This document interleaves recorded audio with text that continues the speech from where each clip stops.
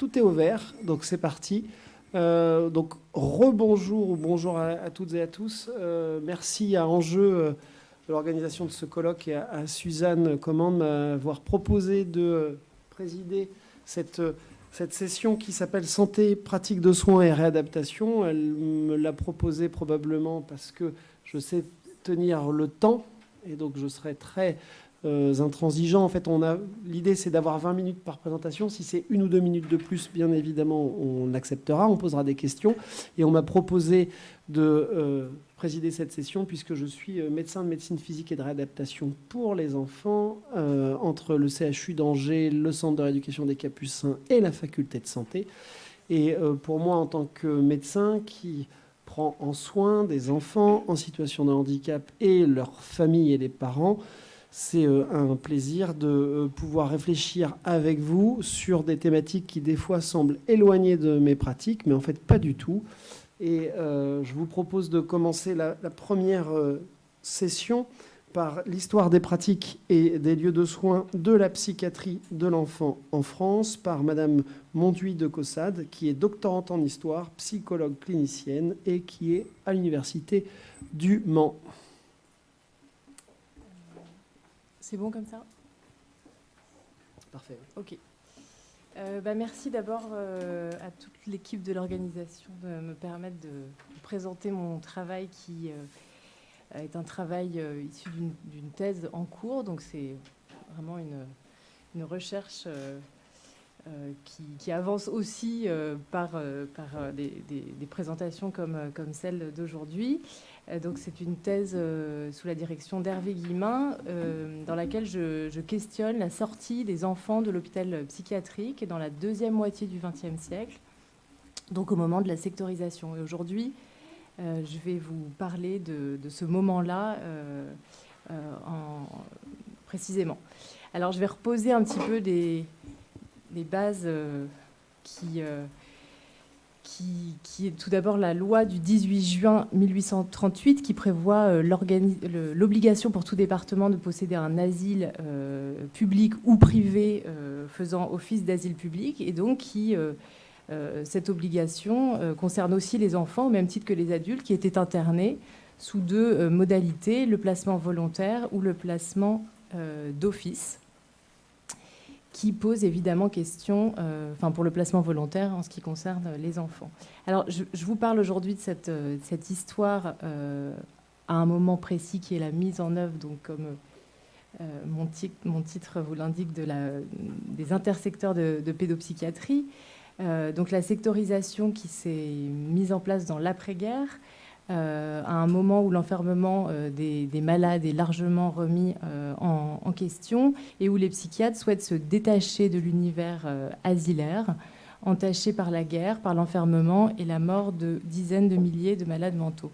Donc on commence à ce moment-là à penser une nouvelle politique de santé mentale, également en ce qui concerne les enfants, une politique de réorganisation qui vient aussi poser la question de la rentabilité sociale, qui s'était déjà posée antérieurement, on l'a entendu ce matin, pour cette minorité d'enfants qui sont considérés comme arriérés. Donc c'est d'abord en 1960 pour les adultes qu'une circulaire vient inscrire la psychiatrie dans cette nouvelle organisation des soins, qui est celle de la sectorisation, et qui vient annoncer un tournant majeur, tant pour la profession que pour l'institution. Alors, cette circulaire, elle est fondatrice, mais elle accorde une place assez réduite au statut de l'enfant. Il y a quelques lignes qui y font référence et qui évoquent deux catégories d'enfants qui auraient leur place à l'hôpital psychiatrique. Les enfants arriérés relevant de traitements psychiatriques et ceux qui nécessiteraient une technique de rééducation. Donc, c'est des termes assez flous. Le texte s'ouvre néanmoins sur une perspective qui est la création de services de neuropsychiatrie infantile et de services libres pour les enfants du département d'implantation. Donc la communauté psychiatrique commence à ce moment-là à s'interroger sur la place de l'enfant à l'hôpital psychiatrique. En 1960, on estime qu'environ 5000 enfants sont internés dans des annexes d'hôpitaux psychiatriques adultes. Alors là, je vous ai projeté l'extrait d'un article du psychiatre André Bellet qui dirigeait alors la colonie de Vaucluse et qui dénonçait en 1960 l'état actuel des conditions d'hospitalisation en disant que l'annexe, donc ce qu'on appelait l'annexe d'hôpital psychiatrique, il disait doit rester un asile infantile, doit rester une impasse, ne peut être que le vestibule conduisant au service d'adultes. Donc les enfants les plus lourds, les enfants qu'on appelait arriérés, étaient condamnés à passer d'un service à un autre et à demeurer à l'hôpital psychiatrique. Donc à cette époque encore, les services d'enfants fonctionnent selon une méthode de sélection, de tri, qui s'opère d'après la mesure de leur déficit intellectuel. Et c'est à peu près au même moment qu'on commence à élaborer un modèle du secteur spécifique aux enfants et aux adolescents qui va s'imposer assez rapidement d'une façon hégémonique, mais rencontrer des résistances et des limites dès sa mise en place. Au-delà d'un découpage géographique du territoire, le secteur... Pardon, je ne vous ai pas passé... Alors, je reviendrai là-dessus. Le secteur vient penser un modèle moins hiérarchisé où la diversité d'une équipe pluridisciplinaire trouve toute sa place. Alors, le titre de mon intervention, tel qu'il est affiché, semblait assez exhaustif, mais je vais m'appuyer sur des sources qui sont délimitées par mon terrain de recherche, qui est l'hôpital de Villévrard, qui se trouve en Seine-Saint-Denis. Donc c'est un hôpital qui a autrefois été l'asile de Villévrard, qui est créé en 1868 à Neuilly-sur-Marne, très exactement. Et dans la période qui nous intéresse, les patients, la plupart des patients mineurs étaient en fait adressés dans les services parisiens, puisque là je vais parler de la région parisienne aujourd'hui, qui les prennent en charge, et donc notamment Bicêtre, la Fondation Vallée ou la colonie de Vaucluse. Donc, dans le cadre de ma recherche, je cherche à travailler au plus près de l'expérience subjective des patients et donc à partir de leurs dossiers, les dossiers de patients, enfants qui étaient présents à l'hôpital de Villévrard à cette époque. Et donc, je vais commencer par poser ici la question de où se trouvaient les enfants à l'hôpital de Villévrard en 1960. Alors, certains enfants y étaient hospitalisés dans des services adultes.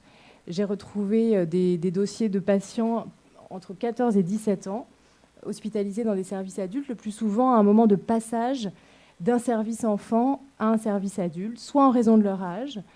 Ça peut être aussi dans des problématiques de surencombrement des services, où on demande à un service adulte d'accueillir un enfant dans un contexte particulier, ou dans des moments de crise aiguë.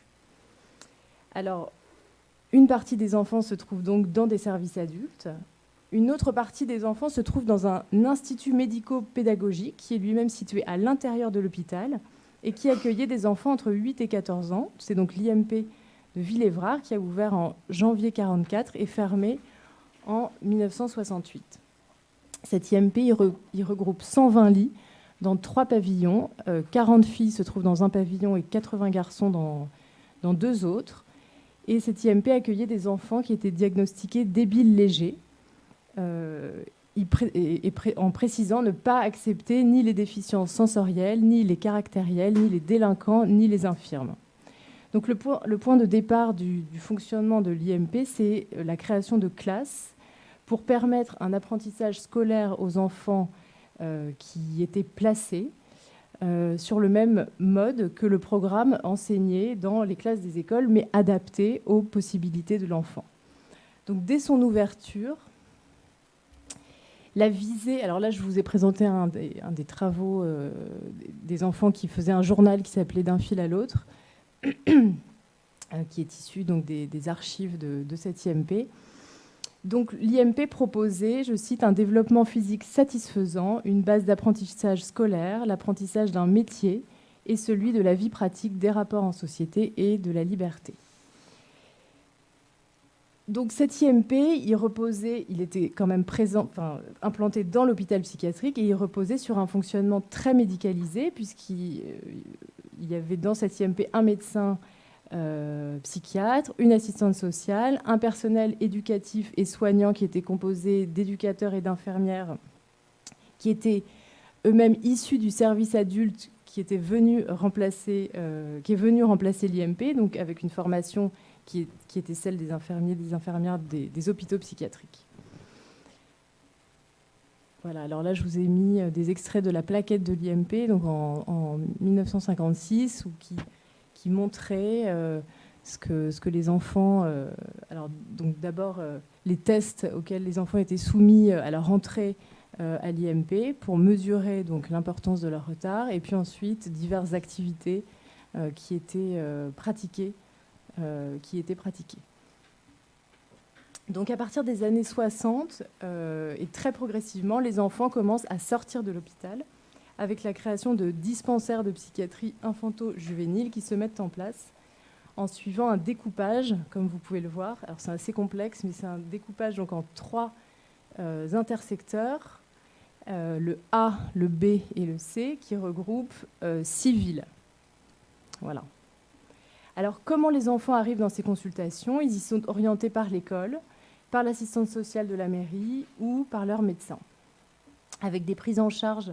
Donc là, voilà, je vous ai montré des photos de la plaquette d'un des CMP, donc de Rosny-sous-Bois, qui montrent bien que les enfants étaient accueillis, enfin qu'en tout cas, ils ont ouvert ces lieux dans la ville, vraiment au cœur de la ville, dans des immeubles, pour permettre une proximité du soin pour les familles, pour les enfants.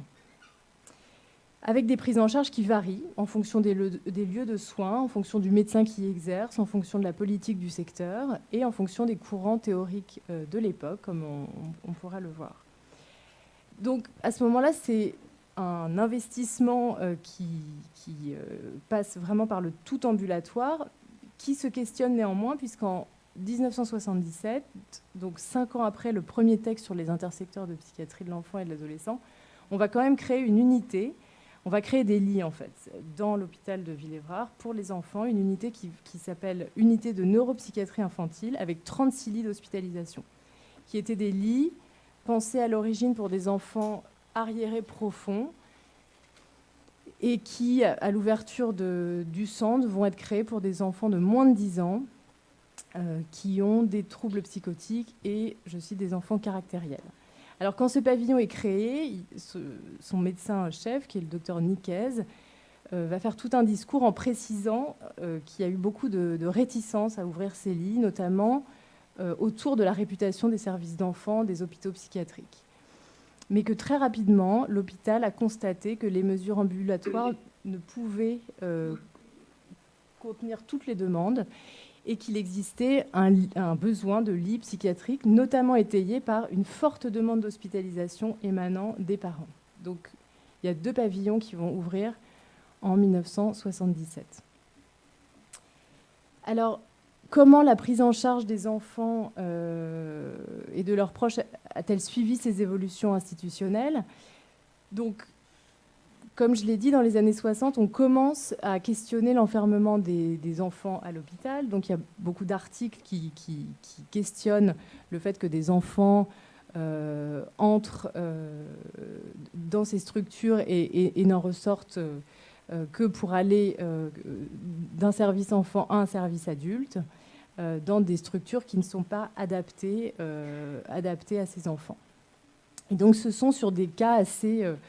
il y a beaucoup de cas publiés à ce moment-là dans des revues, et ce sont sur ces cas qu'émerge une critique sur les moyens et les pratiques appliquées aux enfants en psychiatrie, toujours suivant les modalités de la loi de 1838, qui a continué à régir les modalités d'admission à l'hôpital jusqu'en 1990. Donc, pour réfléchir à ces... Alors, excusez-moi, je ne suis pas très forte en tableau, en PowerPoint, donc je ne sais pas si ça va être très lisible. Mais en fait, pour réfléchir à ces évolutions, autour de mon terrain de recherche, je vais vous proposer ce tableau qui serait un point de départ pour questionner et réfléchir à l'évolution des prises en charge et de l'accueil de ces enfants entre 1960 et 1980. Bien sûr, ça n'est pas possible de comparer un établissement médico-pédagogique d'un centre médico-psychologique ou d'une unité d'hospitalisation, mais cela peut permettre d'aborder la diversité des parcours des enfants et des pratiques soignantes pour un même hôpital, pour un même lieu, sur une période donnée. Alors, tout d'abord, les enfants, donc des dossiers que j'ai consultés, ont souvent des parcours transinstitutionnels assez denses, malgré leur jeune âge. Ils ont parfois fréquenté 2 à 3 institutions avant l'âge de 10 ans. Donc, Marie a, par exemple, d'abord été dans une pension religieuse, ensuite dans un centre d'observation, avant d'arriver à l'IMP lorsqu'elle a 9 ans. Baptiste, qui est un peu plus âgé, qui a 13 ans, qui a fréquenté une classe de perfectionnement, puis un centre Héliomarin, qui est un centre de soins de suite et de réadaptation, avant d'intégrer l'IMP à la fin des années 60. Ou encore Sophie, qui était hospitalisée dans un service du nord de la France, qui a été reçue en consultation dans un CMP, avant d'être hospitalisée à 14 ans dans un service d'adultes, donc de l'hôpital. Un deuxième point, c'est la question du diagnostic. Les diagnostics, on en a parlé ce matin, ont beaucoup évolué entre les années 60 et les années 80. En 75, c'est la CIM9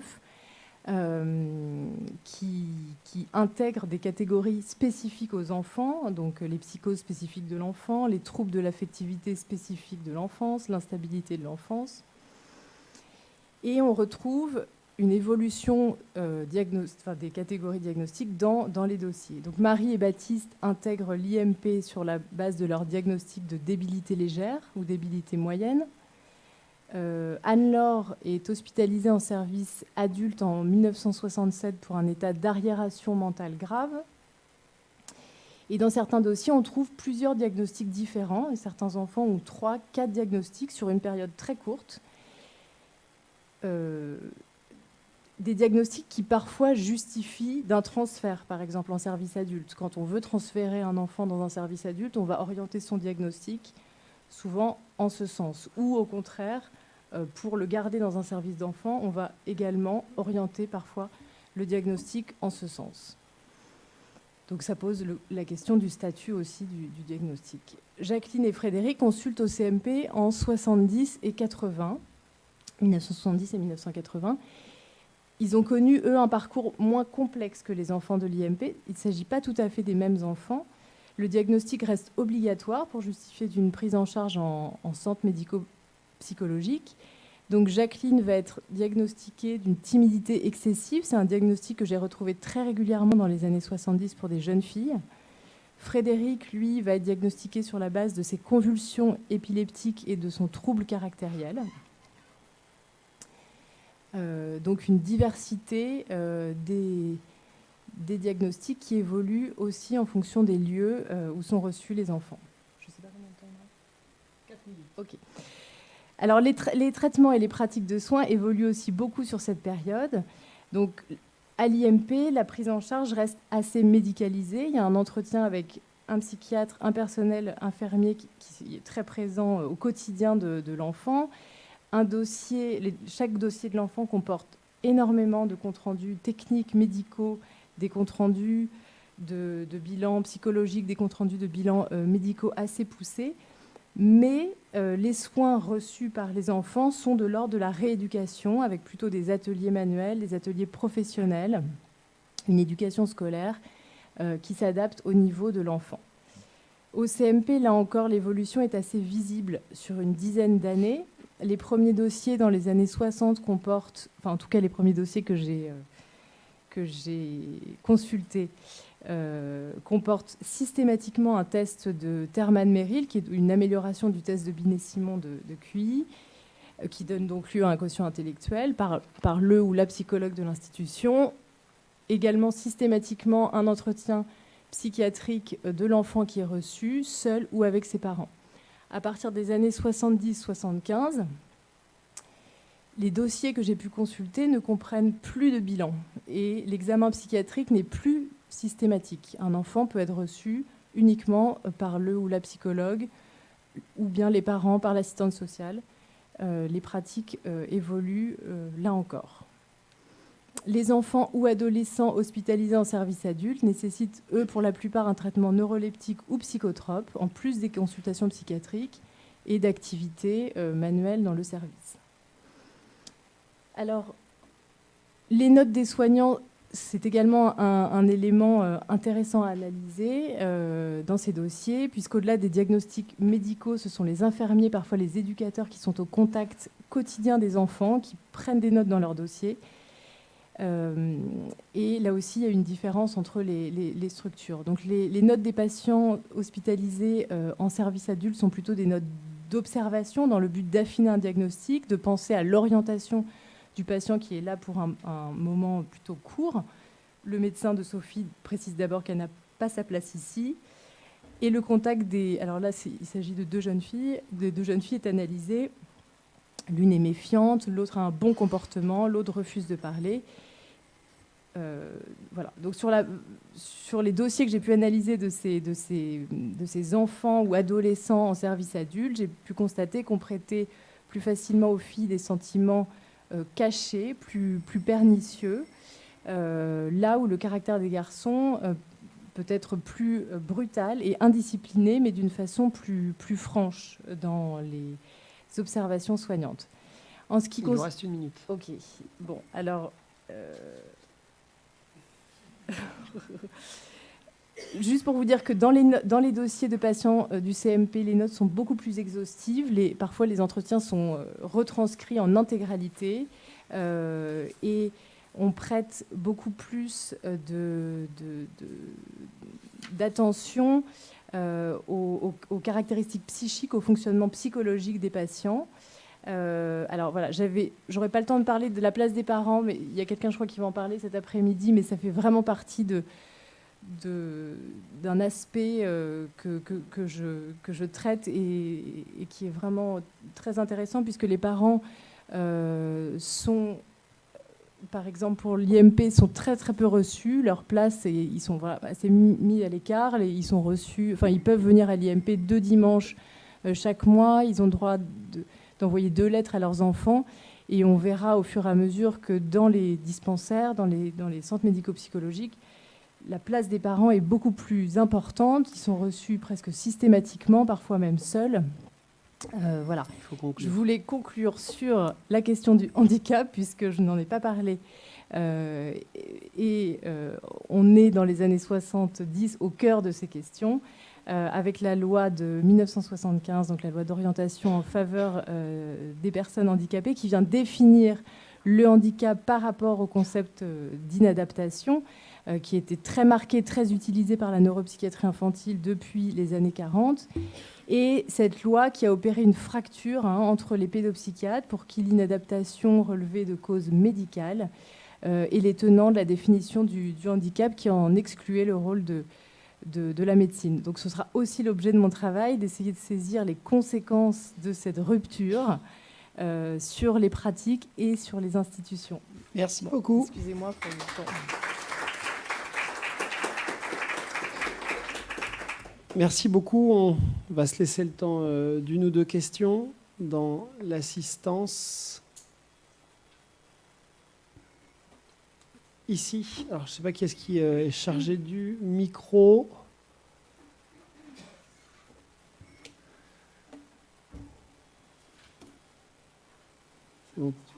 Une question qui est juste dans la salle là-bas.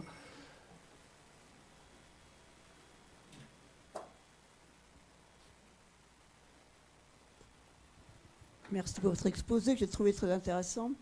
D'après ce que vous avez présenté, vous appuyez essentiellement sur le corpus, je dirais, des dossiers des jeunes qui sont, je vais dire, internés, qui sont internés vraiment.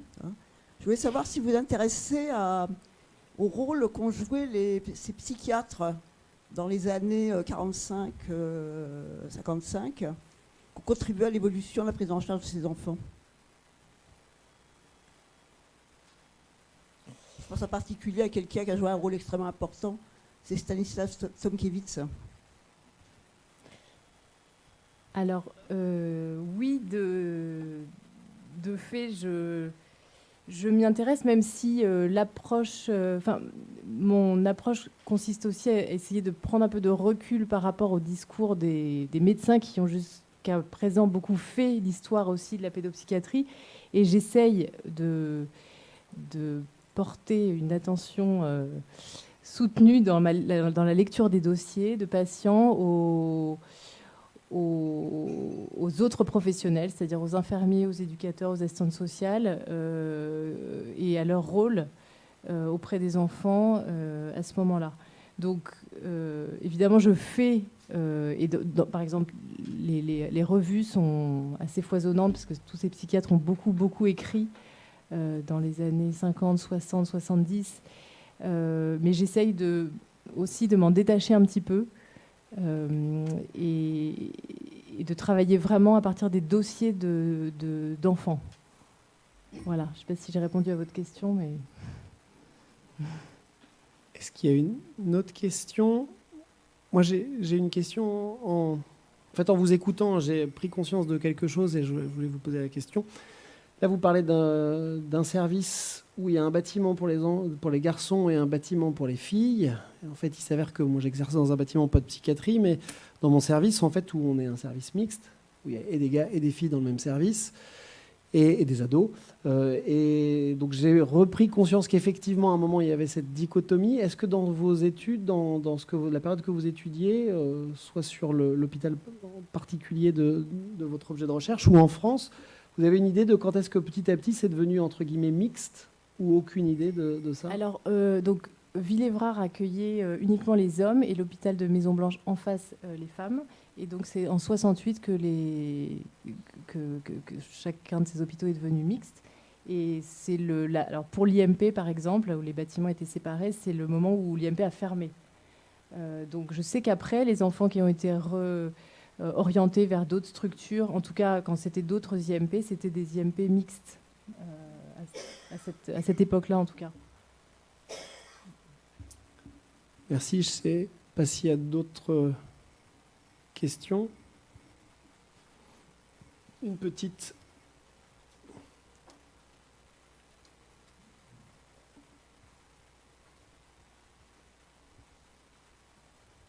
Je vous propose de vous présenter et puis... Merci. Est-ce que dans vos recherches, à un moment ou à un autre, vous voyez l'influence de ce dont on a parlé ce matin, c'est-à-dire une construction progressive des droits des enfants, etc. Ou est-ce que c'est complètement... Oui, je pense que c'est ça. Oui. Bon. En fait, ce que je remarque, c'est qu'une fois que les enfants sont à l'hôpital, ils sont très psychiatrisés très vite. Donc, par exemple, on n'entend pas du tout parler de handicap. Alors ça, les psychiatres n'en parlent jamais. Et ça correspond aussi à un moment où ils ont refusé aussi de faire avec ce terme-là. Donc, en fait, très peu... mais peut-être qu'il faudrait... Enfin, voilà, ça demanderait une analyse aussi avec avec ce biais-là, ce que j'ai pas fait. C'est-à-dire, j'ai pas lu pour l'instant les dossiers avec cette question-là, mais c'est pas quelque chose qui me saute aux yeux. Hein.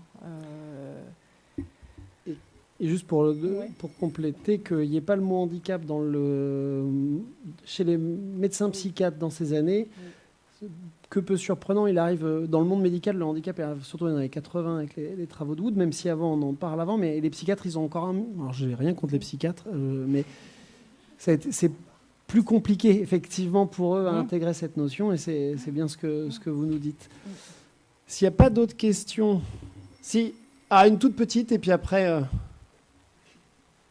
il va falloir que notre porteur de micro aille de plus en plus vite. Mais on l'a entraîné pour ce séminaire, donc ça devrait être bon. Non, c'est très rapide parce que vous avez dit que par rapport au diagnostic, il fallait vraiment pousser les diagnostics pour faire sortir l'enfant d'une clinique pour les enfants pour aller dans une psychiatrie adulte. Donc, c'est-à-dire que l'âge, en fait, il ne prenait pas en compte. C'était vraiment le diagnostic qui disait celui-là, elle va être traitée comme un adulte et celui-là va être traité comme un enfant. Oui, mais je voulais dire aussi que que la question du diagnostic était utilisée, c'est-à-dire que dans des services où ça arrangeait, je pense, qu'un enfant, pour une raison ou une autre, c'est-à-dire un enfant qui était peut-être qui nécessitait beaucoup de soins à un moment où il n'y avait pas la possibilité d'en donner, ou un enfant qui dérangeait, ou c'était aussi il y avait aussi un arrangement, une utilisation du diagnostic pour permettre qu'il soit accepté dans une autre structure, alors que l'enfant, un mois avant, était étiqueté sous avait une autre étiquette diagnostique. Donc il y a une utilisation particulière de la question du diagnostic. Merci beaucoup.